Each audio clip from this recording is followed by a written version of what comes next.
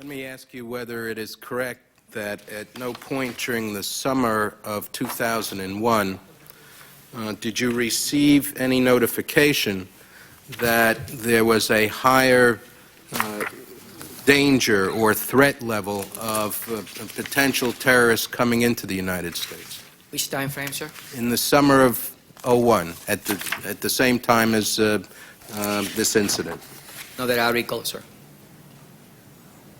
And in looking back at this matter, had you received any information as to whether this individual, Mr. Catani, had actually been interviewed in connection with his visa application to obtain a visa to visit the United States? That is negative, sir. And that is the case that our staff has found no indication that Mr. Katami was physically interviewed by a consular officer. Well, let me ask you this. As of August '01, when this incident occurred, among the INS inspectors in Orlando, was there a recognition, sir, that greater deference would be given to a Saudi national than, say, a Mexican or a Jamaican? Could you rephrase the question, That please? you would be more permissive in admitting a Saudi rather than individuals from certain other nations? Well, since I came in the service in 1992, the consensus of the Saudi people, they have to be treated with more tact to the nation. That's something that is not in writing. However, anytime that a new person come on board, basically that is about the feeling that is communicated by the more experienced inspectors. And that if you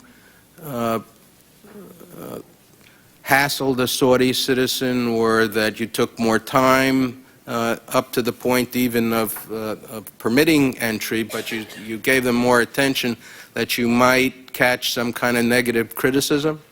That is correct. Normally, matter of fact, the day that I was working on this particular incident, one of my co-workers stated to me that you are going to get in trouble because you are trying to refuse a Saudi. My answer was, I have to do my job, and I cannot use nationality as a guidance, how to do or conduct my interview or take care of my business. Officer Melendez, let's review the factors that you considered on that day with respect to Mr. Catani. Here was a young man of 26 years of age traveling alone, whereas the vast majority of Saudi visitors to this country who depart at Orlando are in family groups. That's correct. Mr. Catani appeared unable to speak or understand the English language. That's correct. Mr. Catani was traveling on a one-way ticket and had no good explanation about where he was going once he was to depart from the United States. That is correct. His physical appearance was that of an individual who was very fit and perhaps had military training. That is correct. His attitude was strikingly unusual. He was arrogant and combative from the start, fixing you with a piercing glare, and became even more confrontational as the interview process proceeded. That is correct, sir. And despite his lack of facility in the English language, he had no hotel reservation and gave contradictory answers as to who was supposed to have assisted him, either immediately or within 3 days of his arrival. That is correct, sir. And 7, he had insufficient funds to spend 6 days as a tourist in the United States and then to purchase a return ticket to Dubai. That is correct. And when you asked for reasonable information about the identity of the individual who would be meeting him or assisting him, or the person whom he would contact back at home, who would arrange for information to be provided about the friend who was going to lend him money, he refused to answer. That is correct. Your interpreter confirmed that there was something seriously suspicious about this man. That is affirmative. And Mr. Katami refused to answer questions once you administered an oath. It's correct. And on the basis of all of these factors, you concluded that Katami might well be a hitman here in the United States to do harm. That is correct. And yet, despite all of these factors, because you were dealing with a Saudi national, you were not certain by any means that your superiors would agree with your determination to deny entry. That is correct. What was the perception at that time at the INS among your colleagues as to whether the supervisors or the higher-ups would back up a line officer such as yourself under such circumstances? Well, I think that the difference on the supervisor's decision to continue on to get higher approval, it was based on credibility. I mean, once you establish credibility with your subordinates and your superiors, and they know what you claim something is not right, is because you really indeed have the facts. You know, that's the reason that I think that did make a difference, and he went along to contact somebody else, high echelon supervisor, and sometimes I feel that if the outcome could have been the same if somebody else was making the phone call, i.e., which inspector was the one who doing the secondary inspection. That's not taking anything less from my coworkers, but whether they have persuaded the phone call, taking in consideration that he was a Saudi national. So the presumption was against the line officer or the secondary officer determination that an individual of Saudi nationality ought to be refused entry. You had to make your case. The burden was on you. That is correct. Now, as we now know, with the benefit of investigations subsequent to 9/11, Mohammed Atta, perhaps the ringleader of all the terrorists here in the 9/11 plot, was at Orlando International Airport on August 4, 2001, the very day that Mohammed Katani claimed, at least in part of his interview with you, that someone was upstairs to meet him. And we know that Mohammed Atta made a telephone call from that location to a telephone number associated with the 9/11 plot. On the basis of that information, as well as significant additional information, which we are now not at liberty to discuss in public session, it is extremely possible and perhaps probable that Mohammed al-Katani was to be the 20th hijacker. Based on that premise, and taking into account that the only plane commandeered by 4 hijackers rather than 5 crashed before reaching its target, it is entirely plausible to suggest that your actions in doing your job efficiently and competently may well have contributed to saving the Capitol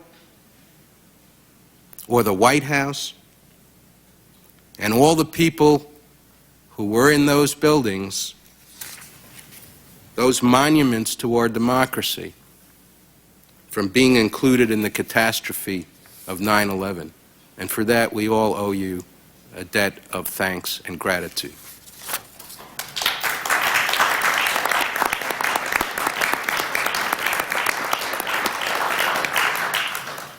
Let me ask you a couple of questions. We are running a bit late.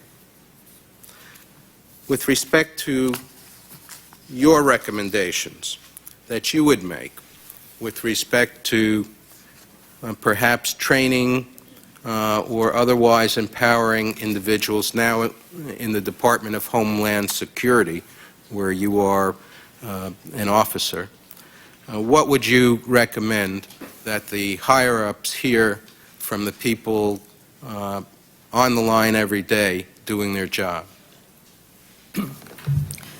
I would like to emphasize in training. Training is extremely important. I don't know what kind of training in interview techniques are conducting at the academy at the present time because it's on the new program. But I think that the interview techniques not only should address what the person is coming to the United States, but also should include consequence and going to another line of questioning that when you feel that something is wrong, you can go that direction. I strongly feel that time should not be a factor. You know, you got to take as long as you need it to complete your job. Technology is wonderful. We have a great technology since 2001. However, the human factor got to be there. The human factor got to be there. The question have to be asked. The body language have to be checked. Because by conducting a good interview, it's a lot that you can determine. That sixth sense must come to play to make the right decision. About the round-trip tickets, I think that is something that some other countries will not take, i.e. United Kingdom.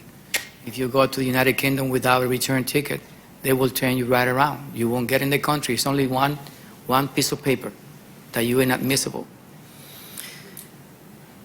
Support the supervisor's decision without fear that they are going to get in trouble. I mean, we will make some wrong decisions. I mean, that's human nature. But they have to understand, everybody in the chain of command have to understand that we have to do what we have to do. And it's better off to make a wrong decision and send somebody home that didn't have no reasons by going home than to admit somebody because we will be afraid of the letters and the congressional letters or letter from somebody and hand it the inspector and supervisors from making the right decision in some occasions. The U.S. visit, we think that is a great program. However, we have concerns about the departure portion of it. I mean, being mandated by just body machine, how can we determine that this person went home? Okay? I think that it would be a great tool. We've been talking about it for years, but by just not having that system not mandated by human beings that we can confirm, I don't think that is the right way to do it. My example for that is that when we decline or refuse somebody, we escort the person to the aircraft. We sit in the jetway until that plane pushed back to ensure that the person go home. So we should use the same principle when we use in the departure portion of the U.S. visit program. I mean, that is my personal opinion. Now, you are with Customs the last line of formal interception of individuals coming into this country. Would you have a recommendation with respect to consular officers who are interviewing or who perhaps should be interviewing visa applicants in terms of training for and providing techniques for interviews in order to make determinations on the other end of the journey, on the start end of the journey, rather than on the very last point at which an individual could be refused entry? My recommendation on that regard would be that we should receive the same type of training as far as of interviewing techniques And we should know what the counselor is asking this person abroad so we can continue perhaps in a different line of question to ensure that this person have obtained the visa through the proper, say legally, all right? Because sometimes we have people that go through the embassy, get their visa, and then we have determined through the line of question that the visa was obtained through fraud, that the guy didn't have what it was necessary, required in order to obtain that visa. And then will be our job to turn those people back. And finally, let me ask you, Officer Melendez, about the documentation for one of the hijackers who did successfully enter and re-enter the United States, Mohammed Atta. Our staff has shown you the documents relating to Mr. Atta's entry into the United States and had asked for your view in hindsight, but trying to put yourself in the present moment, looking at an individual who presented himself with the documents that Mr. Atta presented when he entered the United States in 2001. And what did you conclude? Well, based on the guidance from the law, the person coming in to be as a student, he must be in possession of a M1 or F1 visa. When he presented himself to the primary inspector without the proper document, that was ground to be recommended refusal. I would have recommended refusal to my supervisor. He was not in possession of the right visa. And can you explain that? Well, the person is coming to the United States as a student must get an I-20, take it to the embassy, and get the proper visa. If the person, for example, come to the United States as a prospective student, he will come with a B1 or B2, B1, which will be a business, or B2 will be a visitor for pleasure, find the school of his choice, and if he's accepted, he will submit a change of status. When the person is in the United States, if the status is approved, the change of status is approved, he won't need the visa. He only needs the form, the action form that is sent for the service center, and he will go ahead and continue his studies. However, once the person departs the United States, if he's coming back to resume his studies, he must have the proper visa, which means that he must take the I-20 from the particular school, go to the embassy, and obtain the proper visa. If the person failed to do that, then he's not in possession of the right visa. So he could be denied by reg entry to the United States. So in summary, is it your view that because he presented himself with an inappropriate visa, that he somehow talked his way into the United States despite the fact that his papers were not in order? It is possible. That's my perception because he didn't have the document.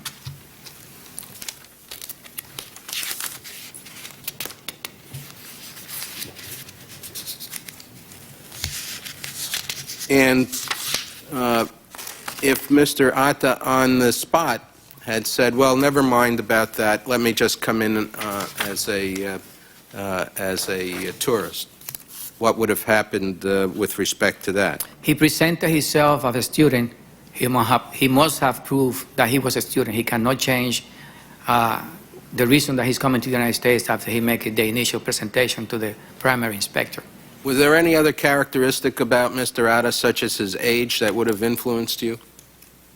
Well, his age and traveling by himself. Normally, a person traveling by himself, coming to this country, normally is coming on business. Most of the time, persons coming by themselves, I can say a good percentage of the time, they are come with their families when they are come to vacationing. Remember that normally, in my case, Orlando International, normally all those people are coming to go to the attractions. So that automatically will raise a flag if the person is coming by himself with a B2 as a visitor. Unless the family is already here, because that happens sometimes. The family came a few days prior and the person is going to meet his family. But a male traveling by himself, no, sir.